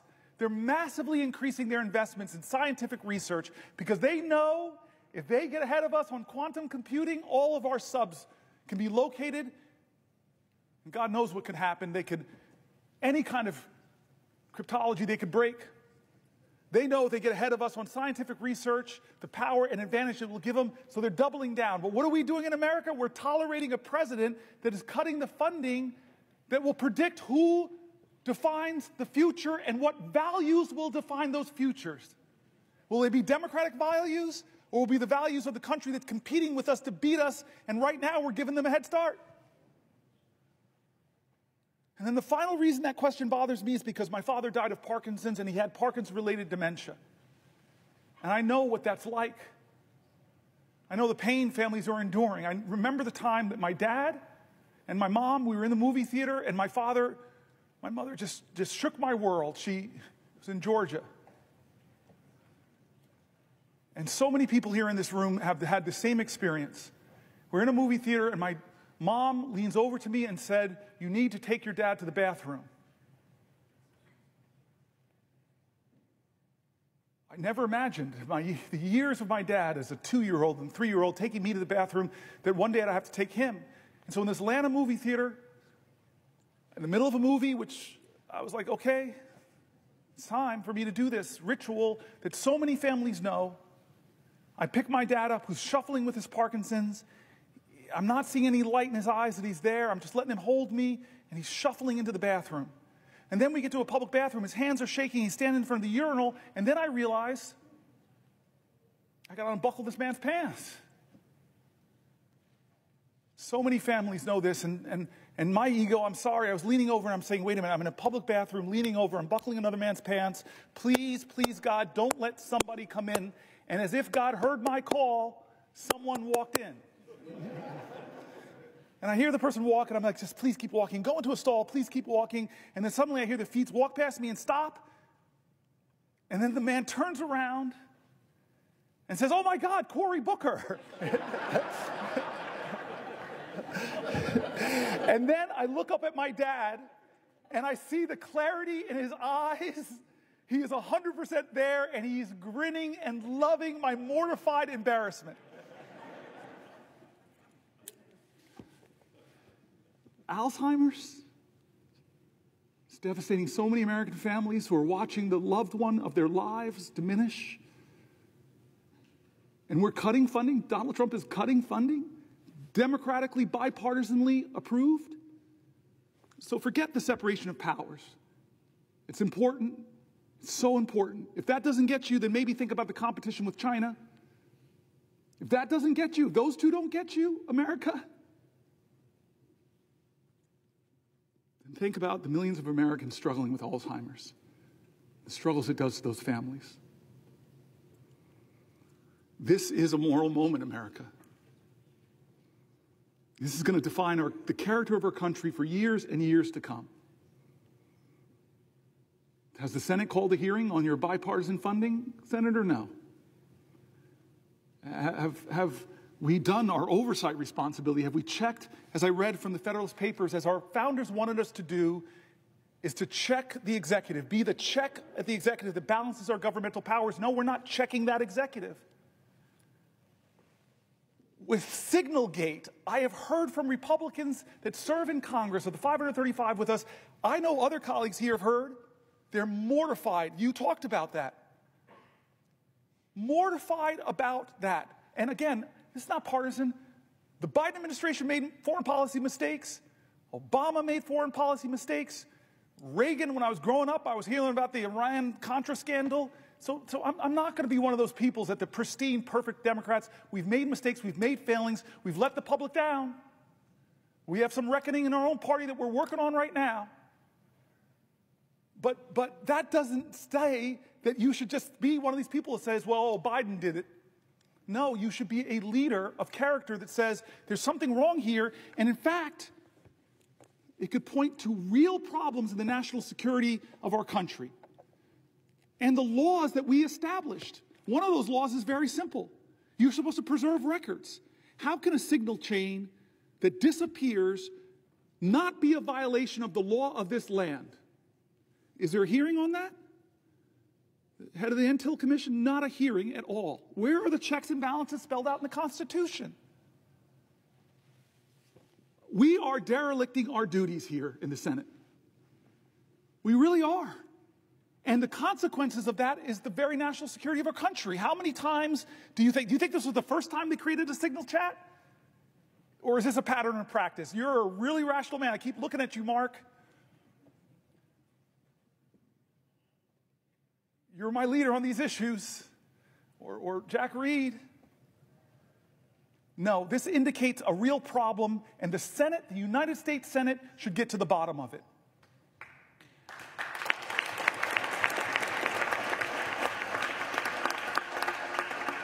This is a moral moment. I keep saying it's a moral moment. Who are we going to be? What's going to define us? And it's time not for the typical tribalism. It's time for leaders to start standing up and saying, you know what? We can go a different way. We can imagine a different country. That's why I pointed out the new leader of the Democratic Party on the House side. We're a different generation. There's a rising generation of people. I've talked about my friend who wrote this great book, Abundance. There's a whole bunch of new ideas out there that are about the future, about the possibilities, about the hope, about the greatness of America, not the greatness that is braggadocious, not the greatness that says, I'm better than you, not the greatness that says, only I can fix things. That's not the America we want. We want America that says, we the people. An America that says, e pluribus unum. An America says that our history shows that rugged individualism and self-reliance are important values, but rugged individualism didn't beat the Nazis. It didn't take us to the moon. We did that together, America. We need bigger visions that can unite us beyond our narrow partisan divides to get a real mandate. And you know what a real mandate should be? It should be government efficiency. It really should be. God, I have heard from so many of my colleagues on this side of the aisle that have said, if they formed a commission of former executives in this body, I see you, Maggie Hassan, it was hard, but I had to cut 24% of my budget, 1 out of 4 employees. It was really hard, it caused a lot of pain, but we had to reduce my government. There are a lot of people here, there are executives on both sides of the aisle that would have said, pick me, let's form the most exciting team possible. Because Jack Reed knows that the military of the United States of America could do things more efficiently. It's a little bit of waste over there, because they haven't passed an audit. Where's Mary Cantwell? The Commerce Committee, so many ideas about how to create profit centers in the American government. You have talked to me about them. You're brilliant on some of these ideas. I look around here, but I could look to the other side of the aisle. The farmer sitting over there, the guy who's been so good to me, Chuck Grassley. I forced that man to hug me when we passed. I forced you to hug me, sir. I have pictures. Can't deny it. I don't know how you're going to get reelected now, sir. You hug this dude, black dude from New Jersey. You're so sweet to me still. We passed a big bipartisan bill because people like him, like the presiding officer, I've met with you, you still have big ideas. You still have big ideas that aren't partisan. if President Trump, from his inaugural address to his first speech before a joint session of Congress, said enough, there are big ideas in this country, I want the best, I want people to come together, I'm tired of us talking down at each other, it's time for us to come together and imagine ways to create real abundance in America for all Americans. I trust the genius of America, the kindness and the decency, but this president doesn't do that. He violates all of our common senses of decency. And don't say it doesn't happen, folks. Don't say that. I listen to him. I listen to how he talks about people. We have a government now, as I said earlier, that isn't ask not what your country can do for you, but what you can do for your country. We have a country now where a president says, ask not what your country can do for you, ask what you can do for Donald Trump. And you're seeing who gets the special treatment. Some law firms are really threatened right now with being bankrupted by Donald Trump targeting them. Others have decided a different path. I'm not hating on them, but they said we're going to go to Trump and we're going to offer him what he wants. We're going to give him tens of millions of dollars of free pro bono work. I wish they would bring some of that free pro bono work to Newark, New Jersey. A lot of people who need lawyers, folks in my city. What are the standards here of our government? You want a merger? Well, maybe you should put a lot of money in Donald Trump's meme coin. I read the document, there's something word called emoluments.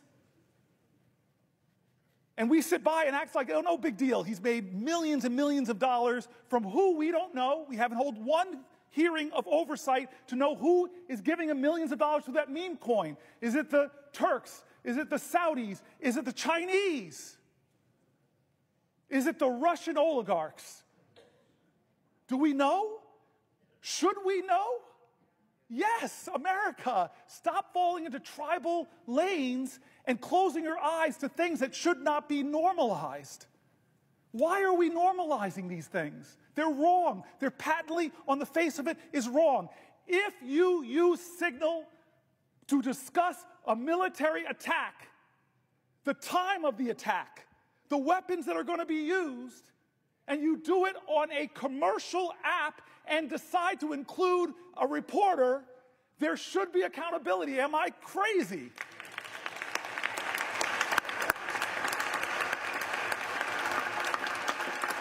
Order. Order. Ladies and gentlemen, let me just remind you, expressions of approval and disapproval are not permitted by the gallery. Thank you. He was forced to say that. Look at you, defiant man.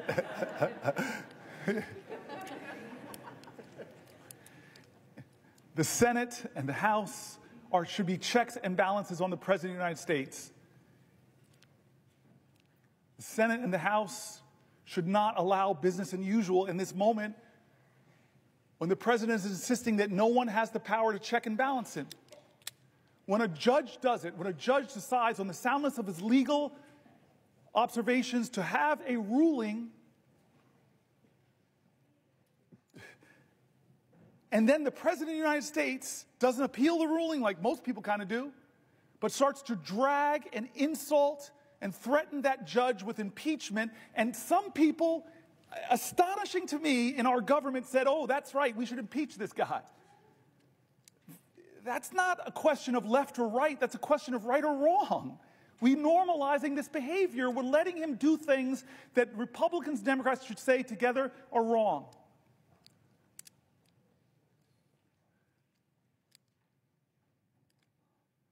And so I want to say, I'm going to stop soon.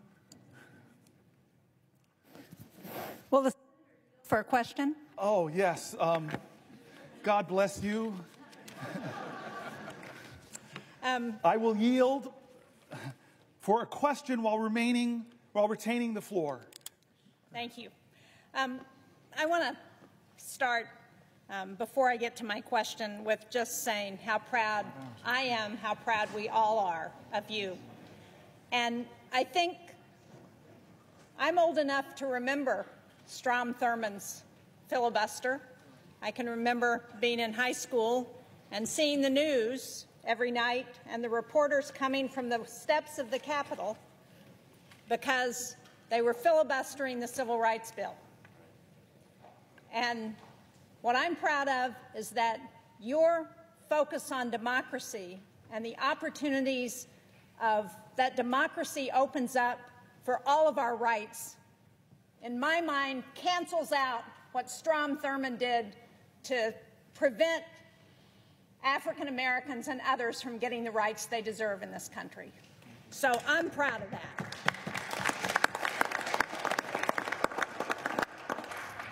But I really want to, you talked earlier this afternoon about the rule of law and the overreach of this administration.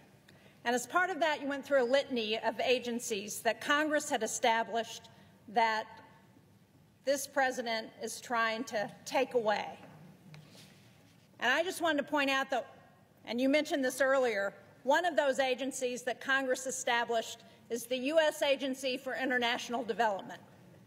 And earlier today, we had a shadow hearing roundtable, the Democrats on the Foreign Relations Committee. It was on the dangerous consequences of funding cuts to U.S. global health programs. And I know that as ranking member on the subcommittee on Africa and global health policy, you would have really been interested in this. I'm glad you were here on the floor, but I wish you could have heard what we heard from the people who testified. We heard from Atul Gawande, who used to be the administrator of USAID, their global health program. We heard from Dan Schwartz, who is the Vice President of Management Sciences for Health, that's a contractor that works on global health programs. And we heard from Nick Enrich, who's the former Assistant Administrator for Global Health at USAID. And they started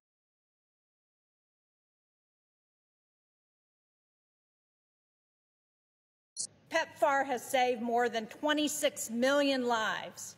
It's reversed the spread of HIV/AIDS. They've done malaria prevention and control for over 500 million people. They've eradicated smallpox and eliminated most of polio. They've reduced infant mortality by more than 59% since 1990. They've supported cholera, measles, and Ebola outbreak response. And one of the things Dr. Gawande pointed out is that they took the response to Ebola outbreak from 2 weeks. Many of us remember that during the Obama administration when Ebola was coming to the United States. They took that response from 2 weeks down to 24 to 48 hours to be in there to be responding to the Ebola epidemic. And what has this president done? What has Elon Musk and Doge done? They've gone in to USAID. They've cut the global health workforce from over 800 to about 60. They've taken the system that was designed to make programs more efficient, and they dismantled it. And when the Inspector General Paul Martin reported on food rotting in ports, he was fired. USAID has been the largest civilian ground force to address global goals. As Dr. Gawande said, what we learned from USAID is that prevention is a whole lot more efficient and a lot cheaper than emergency treatment. He said that what we spend on global health through USAID has been $9 a household in America in a year. $9. Think about what we've done with that $9. And as they were going through the litany of programs that have been cut, the one that caught my eye was 75% of the pandemic threat comes from diseases jumping from animals to humans. That program has been terminated. 75% of the threat of future pandemics. So, as we think about rule of law and the overreach of this president, would you agree with me that there has been no consultation with Congress about any effort to move USAID into the Department of State, and that because Congress created this agency, Congress has got to be involved in reauthorizing whatever comes next, and that this president and his Doge boys need to understand that before they take any more steps at USAID? Yes, yes, yes. You and I both know that in a bipartisan way we created some of these programs principally to keep America safe. Many of us remember that dramatic hearing where Trump's Secretary of Defense, James Mattis, sat before the American people when they were discussing the budgets for USAID and the State Department. And John Mattis knew the power of those programs to keep us safe. You mentioned infectious diseases. Well, we live in a world where an infectious disease anywhere is a threat to public health everywhere. So pulling our scientists out of the fight against Ebola, pulling our scientists out of drug-resistant tuberculosis fights, it makes no sense. And then, in terms of our safety, he just simply said, if you cut these programs, buy me more bullets, because our fight's to spread democracy. There are nations in Africa, for example, where the Chinese are trying to influence a different way of life. That's why so many African countries now won't criticize China for things that the rest of the world say are bad because they owe them so much debt, they're so engaged, they're so overplaying the fact. Chris Coons said something, I think it was Chris Coons said something painful earlier about Myanmar. This horrific thing. America, the most generous country on the planet, when there's a crisis, we lead the rest. I've sat in meetings in a bipartisan way with ambassadors from other countries where we had the moral authority to tell them, you're not doing enough. And in the Myanmar crisis right now, as Chris Coons said, who's standing there? Not Americans. We don't have the capacity anymore to help in a horrific crisis like that, but the Chinese government's there. Again, it's what defines us. I keep saying this is not a left-right moment. This is a moral moment, and we tell our truth with what we do with our resources. And here's the thing. When you poll people and ask them how much money you spend on USAID, they say, oh, it must be 10% of the American budget. It must be 5% of the American budget. It's around 1% or less. A penny of what tax dollars you send down to Washington goes to help us to make sure that around the globe we're countering the hard power of some countries with the power of our light and our soft power. We have been the envy of the world, where people see and know how special America is because we live the value of every major religion, that we're going to love our neighbors, we're going to be there for you in your times of need. And we all know, with a terrorist group from far away did the most horrific attack, that in a lot of these countries, terrorist groups are trying to counter the democratic governments there. Look in the Sahel region. Look what's happening. When I was in Nigeria, I was shocked to say what they're talking about, instabilities in the north, the threats of terrorism in the north. I'm going to go for 7 more minutes and stop, but I want to use these last 7 minutes to return one more time to the people of my state and actually other states who demanded we do things different, who asked for help. Before I do, I just want to thank Mike Lee today. He's my partner in antitrust, a specialty of my friend Amy Klobuchar. And I don't know if you got my text, but you got it, where I said to you, I'm kind of going to the floor to hold it for as long as I can. And I may not make our first subcommittee together on antitrust where we have a lot of common ground. So I'm sorry I missed it today. I know you'll fill me in, but I know my friend filled in. Thank you. So I want to close back where we started, about us, about why I'm here.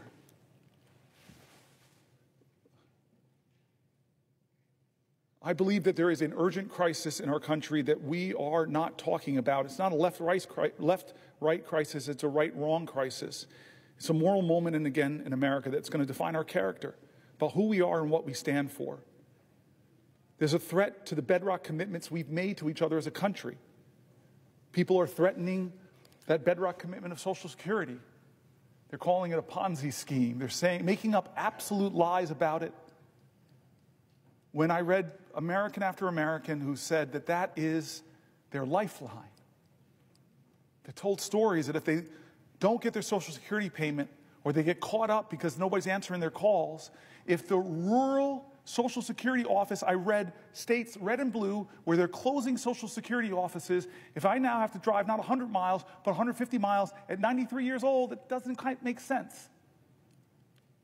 One of my colleagues stood up here and said, that's already cutting benefits if you can't access the folks. I stood here because there's a threat to these bedrock commitments. The bedrock commitment we've made in healthcare in this country. We won the defense of the Affordable Care Act, but my colleagues know when you start talking about Medicaid, that's not 20 plus million Americans. It's 70, 80, 90 million Americans. It's our elders in nursing homes. It's our children with disabilities. It's our moms giving birth that are still giving birth in the country with about the highest maternal mortality rates in the industrial world. It's a moral moment. Who do we stand for? Like Schumer shocked me when he said they're going to use some kind of budget gimmick to push this through. He shocked me, Chuck. I thought this was going to come down to the parliamentarian, but it doesn't sound like it. Now it's just going to get done. With the math, and I read from Manhattan Institute criticized it on the right. AEI criticized it on the right. They said, what are you doing? What are you doing, America? You're going to rake up trillions and trillions of dollars in debt that our children and our children's children are going to have to pay for, passing the bucks that will grow. Are you doing that to help people get more access to health care, more access to retirement security, more access to the things we believe in, big ideas like universal child care, paid family leave? No, we're doing that in order to renew the tax cuts that I read conservative budget folks, moderate budget folks, all across the spectrum who said it will blow up our deficit. And the benefits of those tax cuts, not all, let's not use hyperbole, but most will go to the richest people in our country who I promise you, I celebrate people who've brought their ingenuity and their expertise and their grit and their tireless work who've built wealth in this country. Should not be us versus them, but I'm telling you that those folks do not need another tax cut. And the corporations who came here, you all remembered, said we would like a 25% rate. The people I read said that when we kicked it to 21, not even what they were asking for from 35, it exploded. One of the main reasons it exploded our debt. And we read from conservative groups who just said all these promises that we would grow our way out of our deficit, they didn't materialize. All the promises that were made. Trump, for those who don't remember or weren't here when I read it, was going around telling folks that, oh, my tariffs, this is 2017, my tariffs, the money that I get, that will be what we could pay down the debt. The math that they did was that would account for about 1/750th of the debt at that time. But he used that money to try to compensate the farmers that he was hurting with his tariffs. This is a moral moment, and people are getting hurt, and people are afraid because of the threats to Medicaid cuts. There were people writing in and said $880 billion would devastate me, but even small cuts to services, my whole family, fragile architecture of our finances, if you just pull out the transportation money that my disabled child uses, that will crumble my financial world. And so when you talk about the bigger cuts, we know the math. Many states who expanded Medicare have a trigger that if it goes below 90%, all the Medicare expansion goes off in that state and millions of Americans will be hurt. That's not right, guys. That's not right. And so this is the choices we have before us. Our veterans and the VA. I'm mad at you now. You made me get very emotional with your story. We read John McCain's story. We read the stories of the poems of the unknown soldier looking over us and saying, what are you doing to the Gold Star families? What are you doing to the veterans? Are you living up to your promises that you made? Well, right now, with the cuts of tens of thousands, over 80,000 veterans who work for the VA, but even more, because about 20% or so of all federal workers are veterans. And we read stories from veterans in America who are shaken by what's happening, who are losing their jobs but yet all they want to do is serve. They're not what they're being called. They're not leeches. They're not criminals. They shouldn't be degraded for wanting to continue to serve their nation. This is what we're talking about, our veterans, our seniors, our health care, our financial security going forward. I asked the question to all those people who voted for Donald Trump, who believed in him that he would lower your grocery prices. I asked you, look at your financial self. Are you better off than you were 72 years ago financially? Well, the answer for most people who believed in him is no, because he didn't set out to do anything to lower prices. He set out to rename the Gulf of Mexico, to threaten Canada, to say I'm going to take over Greenland. He's done a lot of things, 140 executive orders. Many of them actually drive up your costs, make it more expensive to enroll in the ACA, reduce a lot of the tax credits there. He's increased your costs. He's taxed your bedrock services. Stock market tumbles, your 401k accounts are less. Inflation is up. Consumer confidence is down. This is what the voices we brought into this chamber, the voices of our constituents, red states, blue states, the voices of Democrats and Republicans, Republican governors, Democratic governors. We brought all the people that are saying, no, this is a moral moment, not left or right, right or wrong. And so I've tried over the last 25 hours and 1 minute to center the conversation back on what will we do of good conscience. People who are saying, I served this country, I risked my life, shouldn't be able to keep my job. People who are saying, this country once made itself the envy of the world because we invested in high-quality education for every child. I don't like what's going on at the end of the Department of Education. People who are saying, I worked harder than I ever have, but the prices on everything in my life are getting higher. People who are saying that the America I learned about in school, the one where people's rights are protected, the people are saying that why are we yet again going through another healthcare battle that threatens millions of people, the people are saying that I'm worried about the financial security and the future of my country, the voices of folks.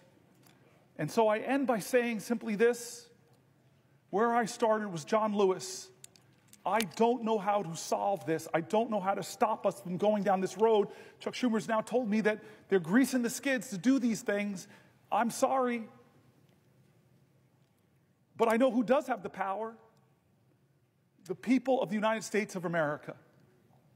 The power of the people is greater than the people in power. It is time to heed the words of the man I began this whole thing with, John Lewis. I beg folks to take his example of his early days where he made himself determined to show his love for his country at a time the country didn't love him. To love this country so much, to be such a patriot that he endured beatings savagely on the Edmund Pettus Bridge, at lunch counters, on freedom rides. He said he had to do something. He would not normalize a moment like this. He would not just go along with business as usual. He wouldn't know how to solve it. But there's one thing that he would do that I hope we all can do that I think I did a little bit of tonight.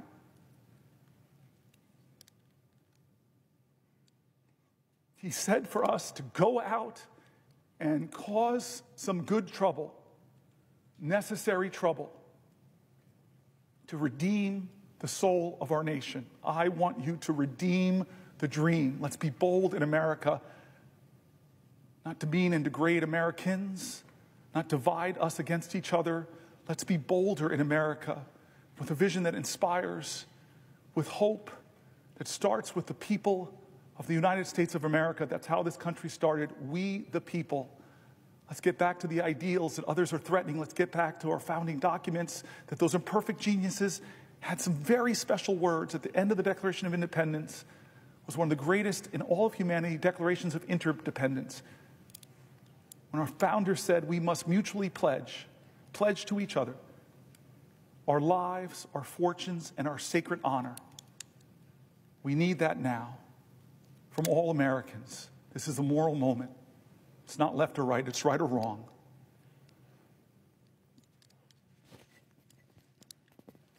Let's get in good trouble. My friend, Madam President, I yield the floor.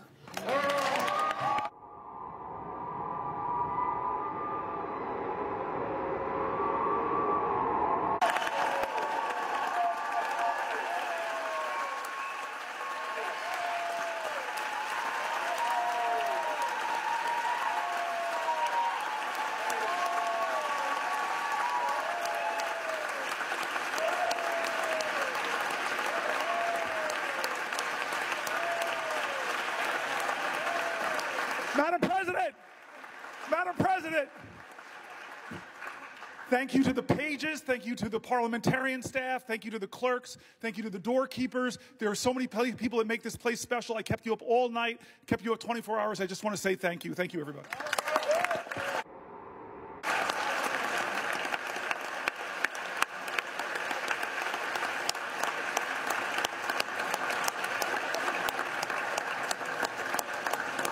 Madam President.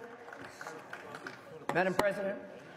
Senator from Idaho. Madam President, this next regular order of business, confirmation of Mr. Matthew Whitaker.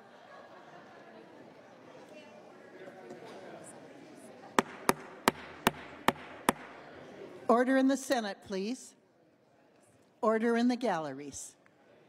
Madam President, is the next regular order of business confirmation of Mr. Matthew Whitaker to be ambassador to NATO? So that's the next order of business up.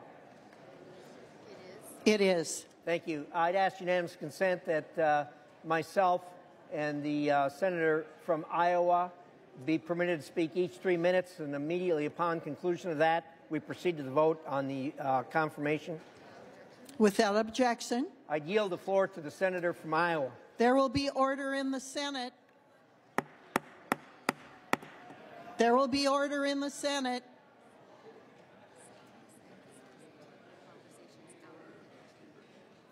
Senators and visitors will take their conversations out of the chamber.